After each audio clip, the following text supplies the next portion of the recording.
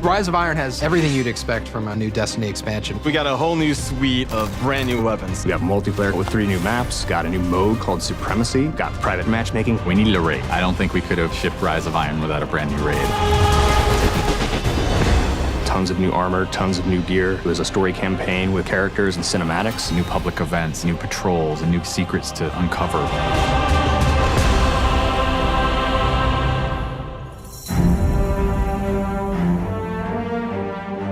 Rise of Iron's about looking at this story that's existed in the Destiny universe, this character, Lord Saladin. I am the lone sentry, and my watch is eternal. It's this journey to understand the past, what happened to these great heroes. The Iron Lords are gone, but our fight is far from over. And through that process, you're saving humanity, you're becoming an Iron Lord yourself, you're getting to wield a giant axe.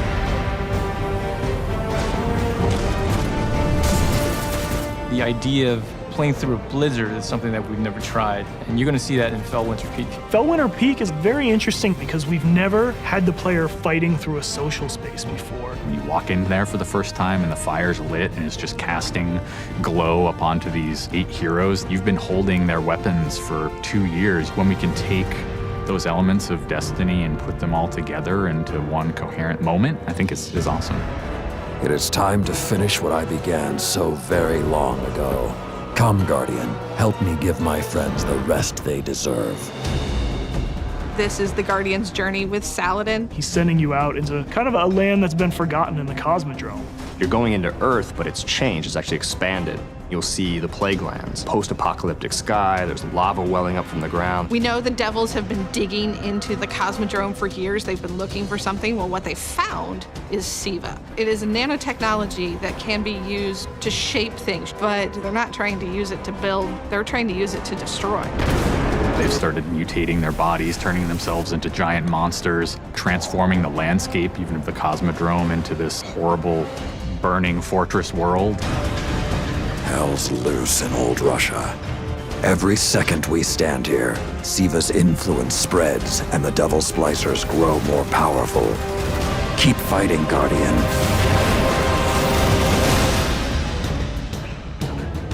After the campaign finishes, you have patrols that really tell the story of this continued infestation in the land. And we have a new strike that shows just what the Fallen are doing with the SIVA. It's this spooky place called the Wretched Eye. There's this really neat boss encounter. A fallen captain has plucked an eye out of an ogre, affixed it to his weapon, and he's using that to sort of tase you out of your rat hole while this blind ogre just walks around trying to crush you. We also have a few reprise strikes that we're bringing back for players.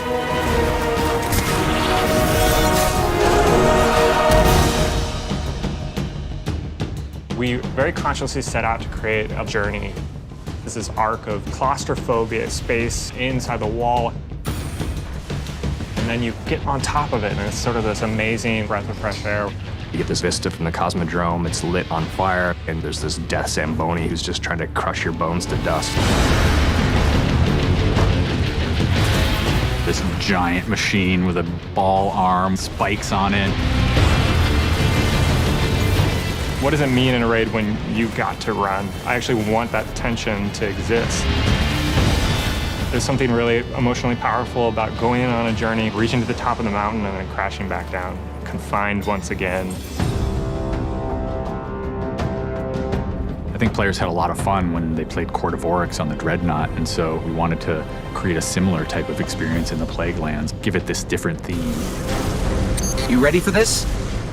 Almost Thunderdome, Mad Max kind of feel where you jump into the ring and the walls get closed off and then it's just fallen start pouring out. Here they come. And you get a giant flaming axe and you just start beating the crap out of guys.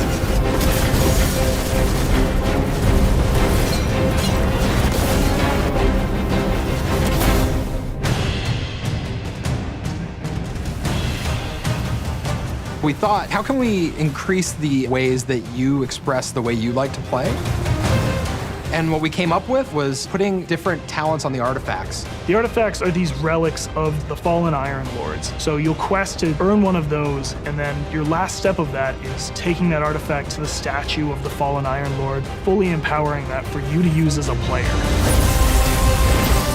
Whether it's negating all the dot damage in the Crucible, or whether it's infinite sprint, or turning Fallen onto your side, which is really, really cool, by the way. The artifacts that Tyra offers change every week. So there will always be something new and exciting for players following the campaign.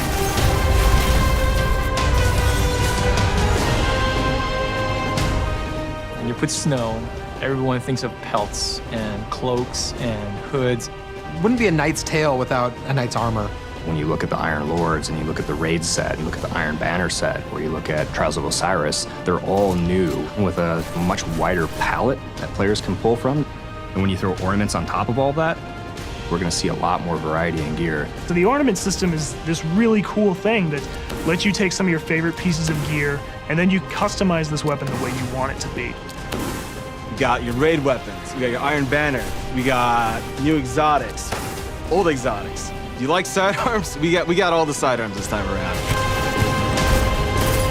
Gallahorn, enough said.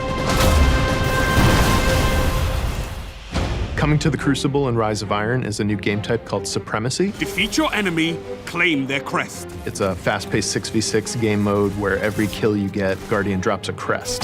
Picking up the crest gives you points. Their glory goes to you, Guardian. It's a constant battle over picking up crests and making sure that you're with your team and not out of position. If you pick up an enemy crest, you deny the enemy those points. Excellent recovery. We have new maps. We always have new maps. There's Last Exit, lots of twists and turns, lots of really good close combat. Then there's Skyline, a Clovis Bray headquarters building on Mars. It's a symmetrical, large map.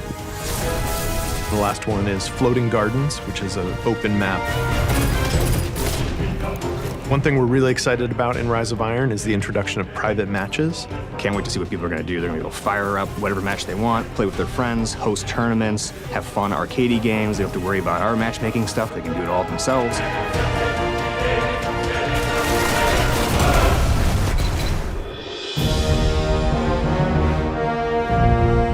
Sometimes when I play and I have headphones on and I'm in that world, I get little chills because it's not just the effects and the amazing graphics, it's the audio that helps reinforce the journey that you're going through. We really want Destiny to feel like it's a natural world that you inhabit, like it's a world that could exist, that does exist. The score is incredibly strong, and the work that the audio team has done on this game, it lights you up. It becomes something bigger than just a mountain and just a fight. It becomes an experience, and you hopefully get lost in it. That sense of fun, that sense of adventure, that sense of the unknown, I want to see that translate to our fans and our players.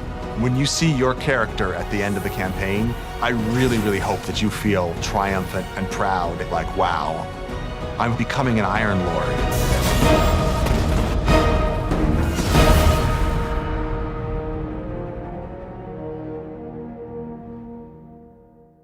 The ultimate Destiny experience is on PlayStation.